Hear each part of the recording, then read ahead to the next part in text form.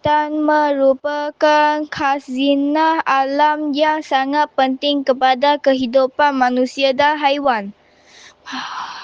Hutan berperanan menghasilkan oksigen yang diperlukan oleh semua hidupan untuk bernafas. Selain itu, hutan juga menyerap karbon dioksida daripada udara dan membantu mengurangkan kesan pemanasan global. Hutan menjadi habitat semula jadi bagi berbagai jenis haiwan dan tumbuhan untuk hidup dan membina. Di samping itu, hutan membekalkan sumber makanan serta ubat-ubatan semula jadi kepada manusia.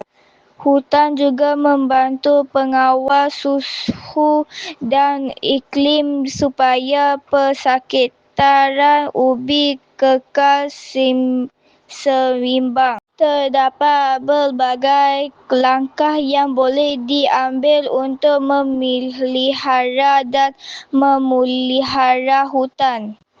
Antaranya ialah mengurangkan aktiviti pembakaran haram supaya kawasan hutan tidak terus musnah. Selain itu, alam sekitar semula dapat mengurangkan penggunaan sumber semula jadi seperti kayu. Usaha menanam semula pokok atau reboisasi juga penting untuk menggantikan pokok yang telah ditebang. Di samping itu, penggunaan kertas perlu dikurangkan bagi mengurangkan penebangan pokok.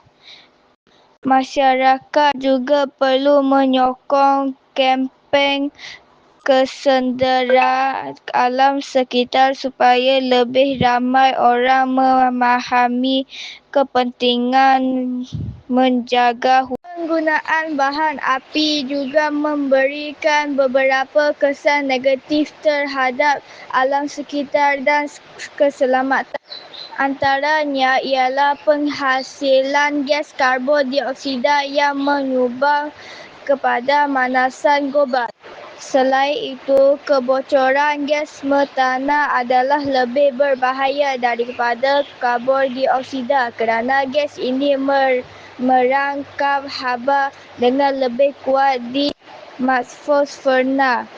Penggunaan bahan api juga boleh menyebabkan risiko letup jika berlaku kebocoran atau penggelidiran yang tidak selamat. Walaupun ada bahan api yang dianggap lebih bersih, penggunaannya masih menyumbang kepada kesan rumah hijau dan perubahan iklim. Penebangan hutan dan kemusnahan alam sekitar boleh menyebabkan pelbagai kesan negatif. Antaranya ialah kepupusan haiwan dan tumbuhan kerana kehilangan habitat semula jadi.